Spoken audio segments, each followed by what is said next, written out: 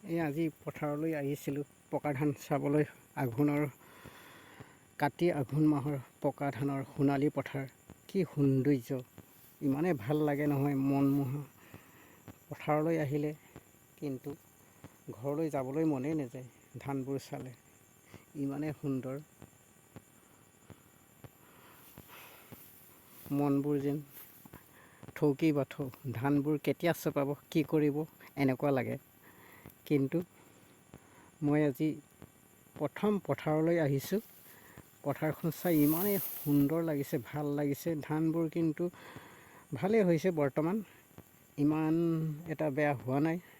কিন্তু অকণমান নদী কাষৰীয়া ধানবোৰ বেয়া হৈছে, কিন্তু প্ৰায় ধানবোৰ ভালেই লাগিছে। বিভিন্ন ধৰণৰ এইবোৰ হ'ল ধান। চিনি পাইছে নেকি আপোনালোকে? ধানটোক কি ধান ক'ব পাৰিব নেকি? চাই চিতি ক'ব আৰু মোক লাইক কৰিব আৰু শ্বেয়াৰ কৰিব। ধান খেতিবোৰ চাই ভাল লাগিলে আৰু শ্বেয়াৰ কৰি সকলোকে জনাব।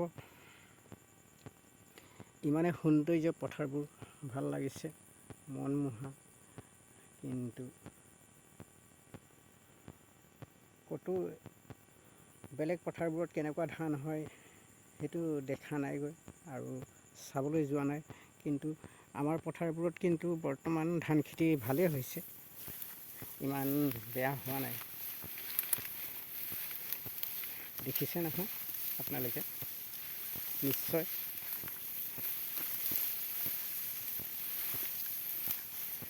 লোকৰ খেতিত উঠোৱা নাই, কিন্তু এইটো মোৰ নিজৰ খেতি। মই নিজে চাবলৈ আহিছোঁ পথাৰলৈ। প্ৰথম ভালে লাগিছে পথাৰবোৰ, ধান খেতিবোৰ। আৰু সাৰ জাবৰ একো দিয়া নাই, কিন্তু সাৰ পানী দিলে আৰু ধানবোৰ ভাল হ'ল নেকি। কিন্তু এতিয়ালৈকে ধানবোৰ সাৰ পানী নাই।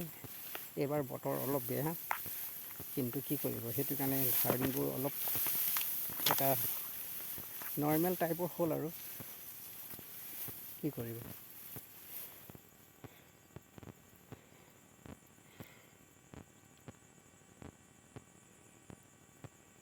এই দূৰত মানুহবোৰ কিছুমান ধানেই কাটি আছে।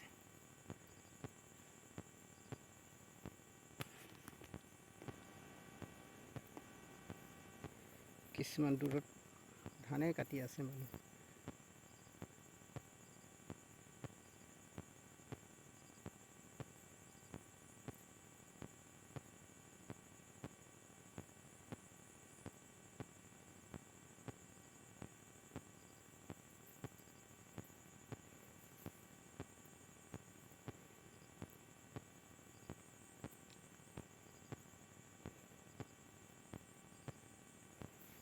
এই আলিটো দেখিছে নহয়, আলিটো চিধা চিধি এইফালৰখিনি মোৰ, এইফালৰখিনি লোকৰ।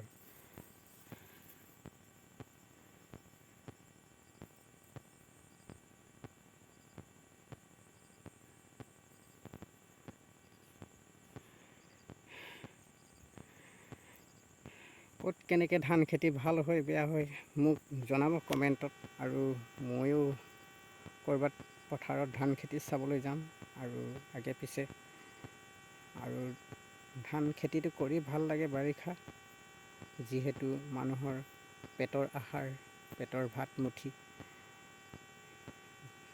আপোনালোকেও যেন কৰক ধান খেতি আৰু আগলৈকে উন্নতি হওক। গুটি ভঁৰালৰ ধান দুটা বনাওক। গুটি ভঁৰালৰ ধান যদি ভঁৰাল দুটাকৈ বনাই ফুল কৰি ৰাখে, আপোনালোকৰ কোনো চিন্তা নাই, কোনো প্ৰব্লেমত নপৰে, কোনো কষ্টত নপৰে। কিন্তু ধান খেতিটো 1 নম্বৰ অসমৰ কৃষকৰ বাবে 1 নম্বৰ প্ৰয়োজন। 1 নম্বৰ প্ৰয়োজন খেতি, ধান খেতি।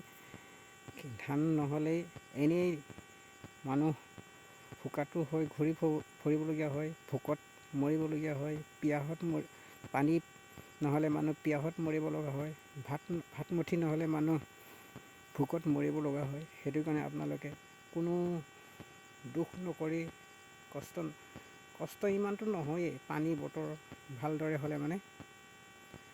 কিন্তু ধান খেতি 1 নম্বৰ, অসমৰ ৰাইজৰ বাবে 1 নম্বৰ, 1 নং। কিন্তু খেতি পথাৰ কৰিব লাগে, সকলো পেটে ভাতে খাব লাগে, সকলো ঘৰ সংসাৰ ভালকৈ চলাব লাগে। সেইকাৰণে মানুহে খেতি কৰিব লাগে। খেতি যদি নকৰে মানুহ এনেই টুনি মৰা নহয়। সেইটো কাৰণে আমি খেতি কৰোঁ আৰু বছৰ জোৰাই ভাত খাওঁ, কিনি খাবলগীয়া প্ৰয়োজন নহয় কোনো। ধান আকৌ ইফালে কেতিয়াবা অসুবিধা হ'লে ধানকো আমি বিক্ৰী কৰি খাব পাৰোঁ, ছাপ্লাই দিওঁ বাহিৰতো ধান চাউল কেতিয়াবা। কিন্তু সেইকাৰণে পৰাপক্ষত মানুহে ধান খেতি কৰিব লাগে যিমানখিনি পাৰে।